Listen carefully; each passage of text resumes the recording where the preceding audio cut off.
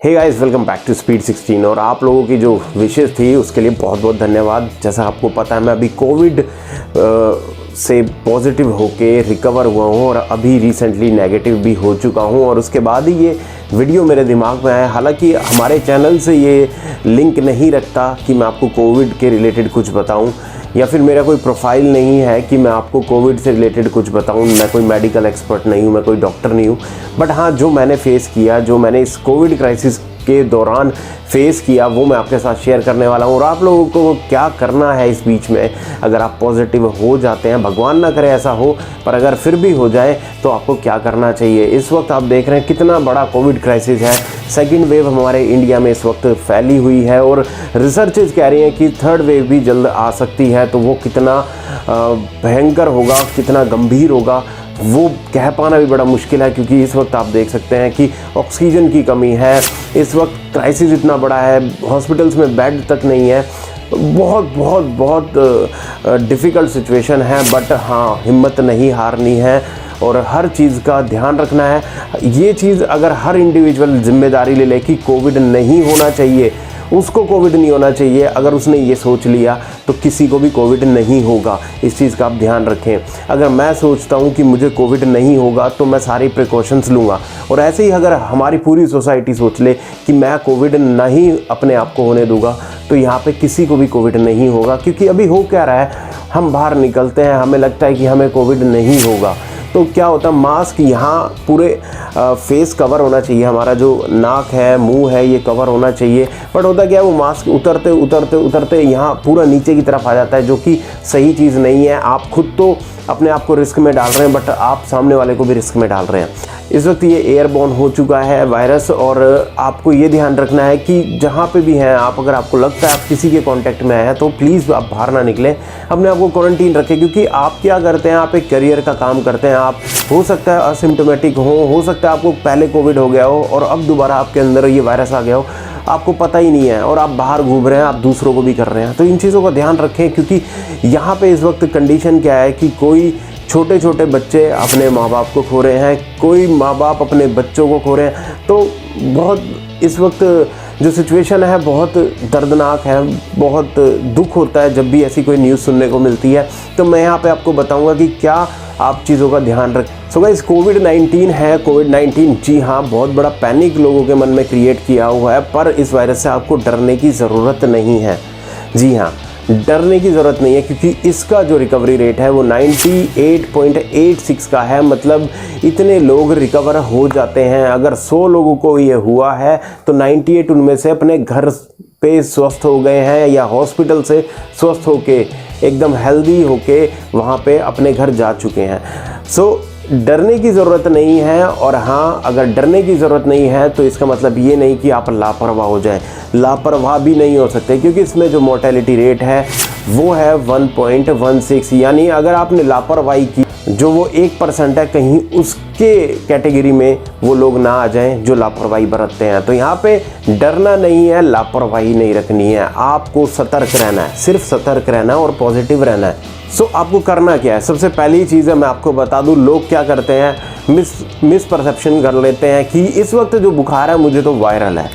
तो गाइस, मैं एक चीज़ आपको बता दूं, पहले आपको वो आपकी फैमिली के एक पर्सन को, दूसरे पर्सन को, तीसरे को इस तरीके से फैल रहा है। कोई वायरल इस तरीके से इतनी तेज़ी से तो नहीं फैलता, आज तक नहीं हुआ है। तो इस बार क्या हो गया ऐसा, जब आपको पता है एक पेंडेमिक ऑलरेडी एग्जिस्ट करती है इस वक्त और वो बहुत बुरे तरीके से फैल रही है, तो ये सोचिए कि वायरल कैसे हो सकता है। उसकी प्रोबेबिलिटी तो बहुत कम है, पेंडेमिक की ज़्यादा है। वो जो कोविड फैल रहा है वो हो सकता है ज़्यादा, वही होने के चांसेस ज़्यादा है ना, जो चीज़ फैल रही है, जो ऑलरेडी एग्जिस्टेंस में है, जो लोगों को तंग कर रही है। तो अगर फीवर हुआ है तो सबसे पहले ये चीज़ देखें, सिम्टम्स का वेट आप करते हैं, आप डॉक्टर को कांटेक्ट करेंगे। मुझे ये लग रहा है आपको भी पता होता है कि आप किसी चेन के कांटेक्ट में तो नहीं आए जो कोविड पॉजिटिव हुआ है, या फिर आप ऐसे एनवायरनमेंट में तो नहीं गए जहाँ से आप कोविड को अपने घर लेके आ गए। तो आपको इन चीज़ों का ध्यान रखना है। डॉक्टर से बात करिए, डॉक्टर से कहिए मुझे ट्रीटमेंट बताइए, उसके अकॉर्डिंग डॉक्टर आपको ट्रीटमेंट देगा। मैं कोई यहाँ पे मेडिकल एक्सपर्ट नहीं हूँ, पहले आपको बता दूँ, मैं अपना जो एक्सपीरियंस है वो आपके साथ शेयर कर रहा हूँ।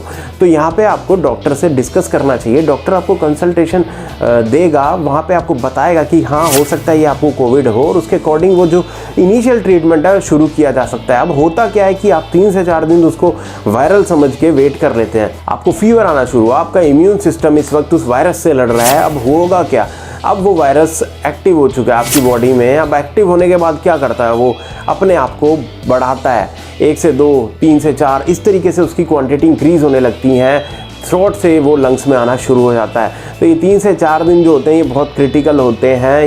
इसमें अगर आपने प्रॉपर ट्रीटमेंट ले लिया तो हो सकता है वो कम पे आ जाए, वो रुक जाए, आपकी जो सीवियरिटी है जो बढ़ सकती है वो कम आनी शुरू हो जाए। तो आपको इस चीज़ का ध्यान रखना है, डॉक्टर से ट्रीटमेंट लेना है, अपने आप को इस मिथ में नहीं रखना है कि हो सकता है वायरल हो सकता है टाइफाइड हो।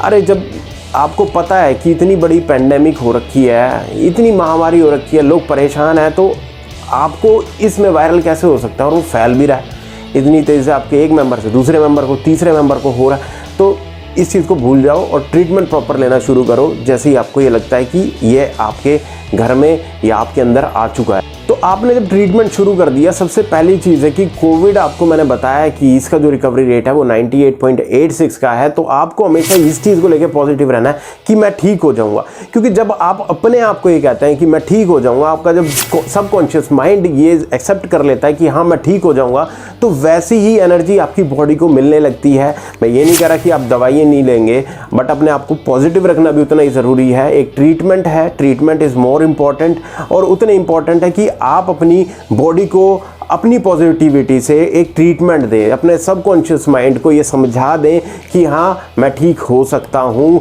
और इस वक्त ऐसे जब अगर आप पॉजिटिव हैं तो उस वक्त न्यूज़ बिल्कुल नहीं देखना, व्हाट्सएप बिल्कुल नहीं देखना, क्योंकि ये जो चीज़ें हैं आपको नेगेटिव न्यूज़ में हर वक्त आपको कोविड से रिलेटेड न्यूज़ मिलती है, बट कुछ भी पॉजिटिव नहीं, हर वक्त नेगेटिव। इतने केसेस इंक्रीज़ हो गए, इतने लोगों को बेड नहीं मिल रहा, ऑक्सीजन नहीं मिल रही। अब सिर्फ उन्हीं लोगों को दिखा रहे हैं जो कि इस वक्त जूझ रहे हैं, उनके लिए मैं बहुत संवेदनशील हूँ, मेरी संवेदना है उनकी फैमिली के साथ, जो लोग इन चीज़ों से जूझ रहे हैं। भगवान उन सब को जल्दी से जल्दी ठीक करें, मैं यही प्रार्थना करता हूँ। पर हाँ, आप ये भी देखिए, न्यूज़ वालों को क्या ये नहीं दिखाना चाहिए कि कितने लोग इसमें रिकवर हो रहे हैं, कितने लोग ठीक हो रहे हैं, कितने लोगों को बेड मिल रहा है, कितने लोगों को ऑक्सीजन मिल रहा है, वो भी तो दिखाना चाहिए। पॉजिटिविटी भी तो दो, जो लोग बीमार पड़े हुए हैं इस वक्त अपने घरों में, जो लोग हॉस्पिटल में बीमार हैं, उनको पॉजिटिविटी दो। आप लीड्स दो उनको, एक वेरीफाइड लीड दो कि यहाँ पे ऑक्सीजन अवेलेबल है, यहाँ पे बेड अवेलेबल है। आप कुछ भी ऐसा पॉजिटिव नहीं कर रहे हो जिससे कि लोगों को हेल्प मिले, आप सिर्फ नेगेटिविटी ही फैला रहे हो इस वक्त। व्हाट्सएप को देख लो, व्हाट्सएप में क्या आ रहा है जी, आप एक काम करिए, ये जो दवाई है इसको पिलाइए, इससे 20 मिनट में ऑक्सीजन इंक्रीज़ हो जाएगी। अरे 20 मिनट में ऑक्सीजन इंक्रीज़ हो जाएगी तो क्या इतनी ऑक्सीजन की डिमांड जो हो रही है वो क्यों होगी? इस पे अभी तक रिसर्च हो जाती, अगर इतना था तो इस पे रिसर्च करके अभी तक डॉक्टर बहुत जल्दी में इसको प्रूव कर देते। एक तरफ व्हाट्सएप पे एक न्यूज़ और चली थी कि आप नाक में अपनी नींबू डाल लीजिए, कोरोना वहीं पे मर जाएगा। अरे भाई, ये जो एसिड है, इस एसिड से कोरोना नहीं मरता, और आप नाक में डाल रहे हैं। अब वो जो आपके नाक में डालने की बजाय वो आपका ब्रेन की तरफ चला गया तो क्या करोगे? ऐसी कोई भी रिसर्च है ना, अगर आप उसको करने से पहले ना पढ़ लो, एक बार पढ़ना बहुत ज़रूरी है। गूगल पे हर चीज़ की इन्फॉर्मेशन मिल जाती है, तो ये काम ज़रूर कर लो। मैं ये नहीं कहता कि घरेलू नुस्खे ख़राब होते हैं, मैं ये कहता हूँ कि आपको जो उस वक्त इफ़ेक्टिवनेस है, उस बीमारी को जो कम करेगी चीज़, जो प्रूवन है, जो रिसर्च की गई हुई है, उस रिसर्च के तहत आप अपना बीमारी का इलाज करें। घरेलू नुस्खे भी अपनी तरफ हैं, हो सकता है वो घरेलू नुस्खे उस कोरोना वायरस पे इफ़ेक्टिव ना हो, आपकी सर्दी जुकाम के लिए वो इफ़ेक्टिव हो। तो हर चीज़ का अपना एक रोल होता है, हर चीज़ अपनी जगह सही टाइम पे अगर यूज़ करी जाए तो वो ज़्यादा इम्पॉर्टेंट है। आप इन चक्करों में ना पड़ें, जो आपका प्रूवन मेथड है, प्रूवन इलाज है, उसके साथ जाएं। ठीक है, अपने आसपास के लोगों को हेल्प करें। और जो हेल्प कैसे कर सकते हैं आप पीएम केयर फंड में तो डाल देंगे। हर आदमी ये कह रहा है कि मैं पीएम केयर फंड में पैसे दिए हैं, तो पीएम कुछ नहीं कर रहे हैं, पीएम को भी ये करना चाहिए। जी हाँ, चलो ठीक है, मान लिया हेल्थ इंफ्रास्ट्रक्चर हमारा उतना स्ट्रॉन्ग नहीं हो पाया है पिछले कुछ दिनों में, पर आपको अगर लगता है आपके नियर बाय कोई है, आप किसी की हेल्प कर सकते हो तो हेल्प आप करिए ना। कोई नहीं रोक रहा, वो सबसे ज़्यादा नीडी है। आपके साथ पास में जो कोई सब्जी वाला है, आपके कूड़े उठाने वाला है, आपके घर में काम करने वाला है, ऐसे बहुत लोग आपको मिल जाएंगे जिनकी आप हेल्प कर सकते हो सकता है उनको दवाइयों की ज़रूरत हो, उनके पास पैसे ना हो, आप उनसे पूछ सकते हैं कि भाई कितनी ज़रूरत है। इस तरीके से आप हेल्प कर सकते हैं। हर जगह इस वक्त ना तो पीएम आएंगे ना सीएम आएंगे हेल्प करने, माना कि हमने वोट दिया है, उनका जो दायित्व बनता है, उनका जो कर्तव्य बनता है कि वो फैसिलिटी प्रोवाइड करें, हॉस्पिटलाइजेशन में बेड्स, ऑक्सीजन, ये सब एक जो बेसिक नीड है इस वक्त की वो मिलनी चाहिए। पर इस वक्त जैसा कि आपको पता है, जब किसी इंसान के ऊपर आती है उसी को भागना पड़ता है, और उसके जो साथ के कुछ चुनिंदा लोग जो उसके हेल्प करते हैं वही उसके साथ रहते हैं।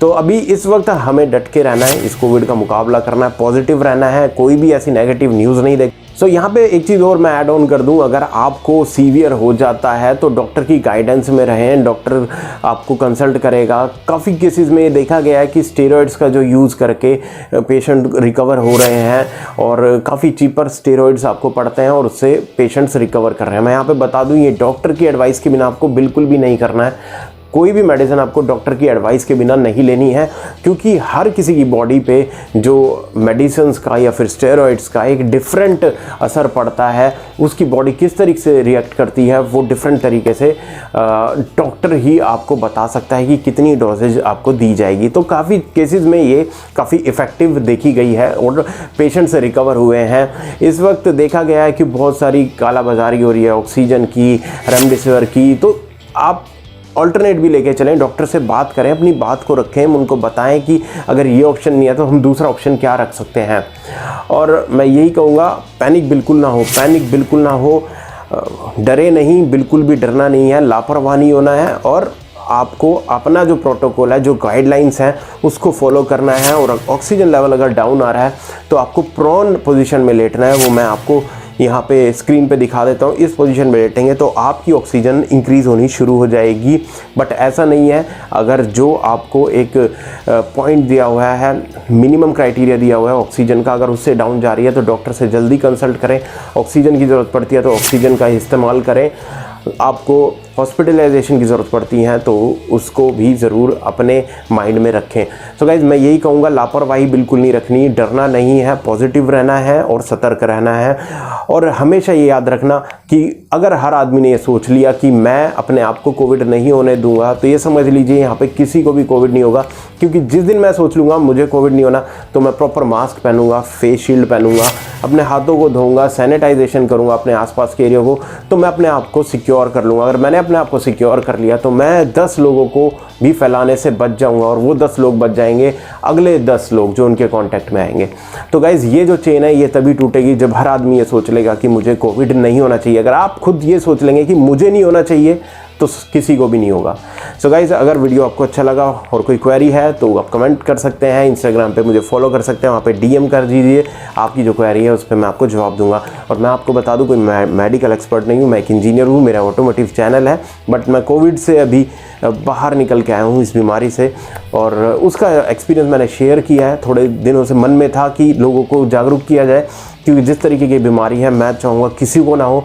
अपना ध्यान रखें, अपने बच्चों का ध्यान रखें, अपने माता पिता का ध्यान रखें, स्वस्थ रहें, सही इलाज लें डॉक्टर की गाइडेंस में, और यही दुआ करूँगा कि ये बीमारी किसी का ना हो और जल्दी ख़त्म हो और हमें एक नई जो हमारी लाइफ है, एक तरीके से कह सकते हैं, वो फिर से शुरू हो, और जो एक माहौल है, जो बाहर का वातावरण है, वो भी शुद्ध हो। और पेड़ लगाएं आने वाले वक्त में, क्योंकि आज जो ऑक्सीजन क्राइसिस है, ठीक है, दोनों डिफरेंट हैं, एक नेचुरल ऑक्सीजन डिफरेंट है, एक जो हमें मेडिकल ऑक्सीजन मिलती है, दोनों डिफरेंट है। बट यहाँ पे कहीं ना कहीं ऑक्सीजन का जो महत्व है वो हमें समझना चाहिए कि अगर आने वाले दिनों में ऑक्सीजन ख़त्म होती है तो कितनी डिमांड ऑक्सीजन की बढ़ जाएगी, ये समझिए आप।